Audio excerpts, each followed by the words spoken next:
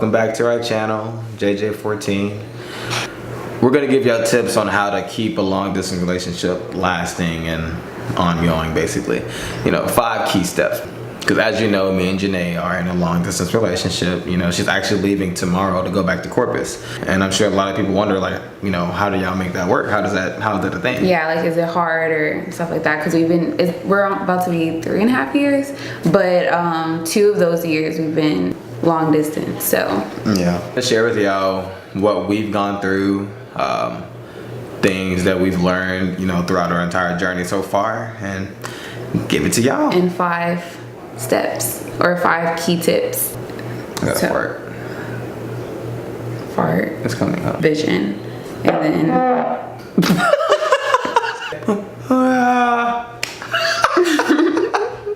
Number 1, have a vision. Basically what I mean by that is you have to have goals, basically. If you don't have something that y'all want to accomplish one day, or y'all don't see yourself in the future doing certain things, then it's not really gonna work out. See yourself with that person, then why would you want to put in all of that effort to make something work that probably won't work in the end? For example, when me and Jamel first left for college, I kind of initiated the breakup because I felt that it wouldn't work. We're both going to college. Yeah, we broke up, just by the way. One time, it wasn't anything. It was literally for one day, and we both were that was dumb. We need to get back together. I was devastated. I couldn't stop crying. I told him to come over to my house. I was like, okay, I just need to see you, to tell you goodbye or whatever. And I was trying to say goodbye. I was and I was just bawling, and it was just terrible. And then I realized that, we both realized basically at the same time. His brother was involved and was no, y'all just need to make it work, basically. So yeah, and also just make sure you guys are focused on y'all's future. I mean, I'm a live in the present type of guy. I live in the moment, but at the same time, I have to put into play what me and Janae's future holds. If I don't think positive, if you have negative thoughts, oh, I don't see us living, I don't see us lasting another year now, then it's probably not gonna last another year. If you think like that, you have to think positive. And and what his aunt was saying, she was saying that y'all need to have one word to remind each other to stay focused. So for example, if you guys look forward to traveling or having a family together in the future, then that one word for you can be family, or that one word could be travel, and it will keep you guys focused on your future and the vision that you want to have for each other. And it'll keep you motivated, basically. Yeah. You wake up in the morning, you can be super mad at your significant other, but you'll think that word and be okay, yeah, we have plans, basically. We can't let this end over some stupid stuff, basically. We got plans, stupid stuff. Goals. Okay, so step 2, this is a big thing for girls, I feel boys too, but communication is always key. Me, ever since I say the 4th, 5th grade, I love talking on the phone. So of course I'm not gonna talk on the phone with anybody else except for my best friend and my boyfriend. So me and Jamel, we're always on the phone. Just need to make sure that especially in a long distance relationship, y'all stay updated, connected, with each other. Stay connected. Let's say, for example, I'm gonna go to a party, right? At my school, and I don't tell Janae, and she's I see on Snapchat wow, my boyfriend's at a party. That's just not cool. You need to communicate. It just looks bad. It helps. It makes things so much better. When you be hey babe, I'm going to this party. Just by the way, just letting you know. And then she's okay, cool. If you don't tell her, or if you don't tell him, it's not cool. Yeah. Basically. So it's not a can and can't do thing. It's just more out of respect. Just let me know, basically. Yeah. So honestly, it's kind of sometimes I know Janae, she worries. She gets really worried. She worries about me. Yeah. It's understandable. It's me. But I mean, if you just let her know, hey, I'm going over here. Yeah. She's that good night text actually means a lot. If you didn't know. Yeah. Yeah. Yeah. Next. So I think a part of communication is being the mediator. And what I mean by that is basically when we have arguments, me and Janae, A lot of times we both are just kind of like, okay, whatever, I don't care, we're gonna drop this, let's forget about it. And that's really not good for you. Like, it's honestly not a healthy choice, you know, or it's not healthy for your relationship, basically. It starts to build walls, and everyone's always gonna hold grudges and be like, well, you did this and that. Anytime like a different argument pops up. Arguments are obviously a part of a relationship. That shows that you're in a relationship. If you don't argue in a relationship, then you're not really in a relationship, basically.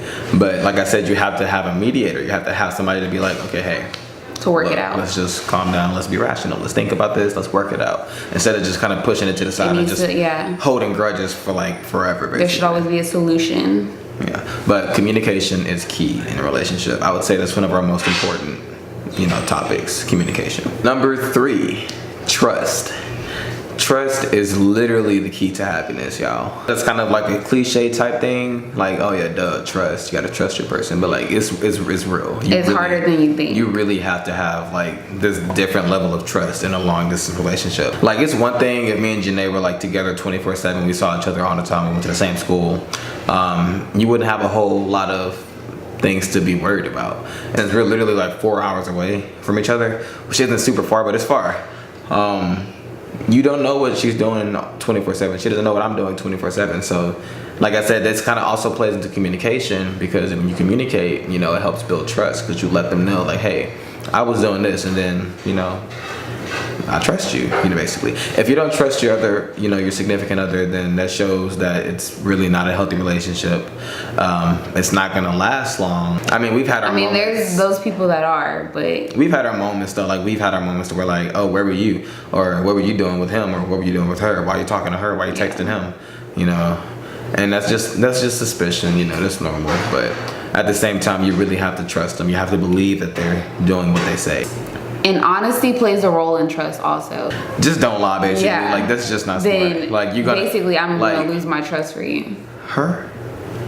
Well, she would catch you. Like, I don't lie. I've lied a couple times. It would be like little small things, but you know, she would catch you. No, not a couple. No, I'm not. He lies over the smallest thing. I mean, yeah, but like, it's nothing like serious. Like, it'll be like, I can't even. If you say that you're gonna wake up at 5 a.m. and you wake up at 7 a.m., that was a lie. I mean, just in general, y'all have to trust each other. It's really important. Trust is. You can't just tell me.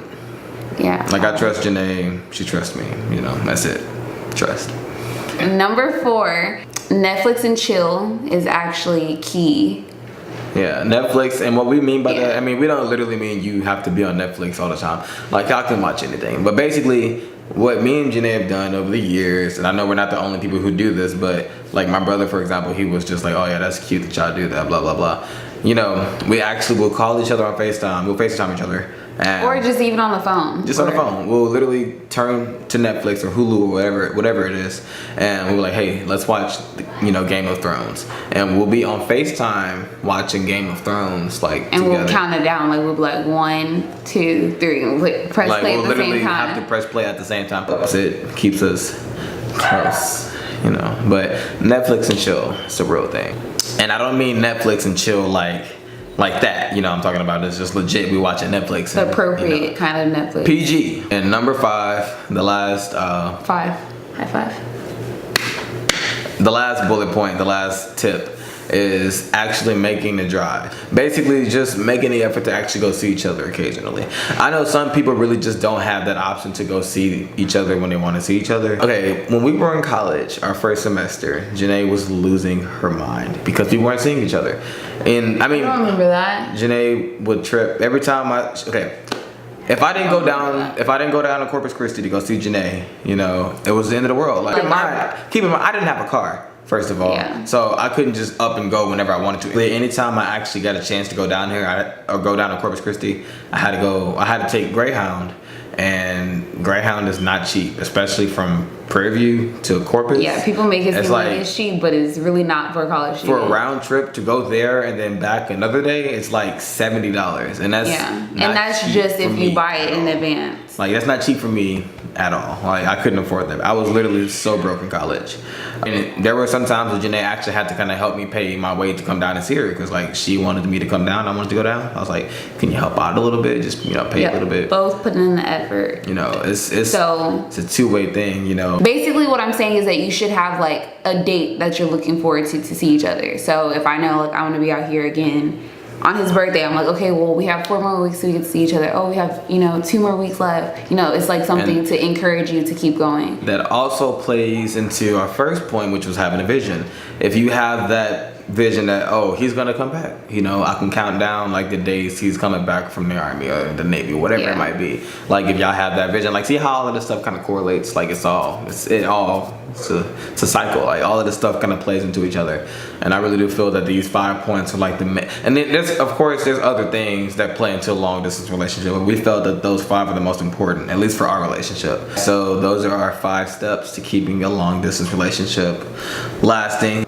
Like, comment, and for subscribe. real. Like for real though, y'all, like on a serious note, I need y'all to comment, okay? Let us know what y'all think about our steps. Let us know if y'all have any additional steps that y'all think works better, or if y'all have anything else, like just anything, comment, But yeah, like, comment, subscribe, and share.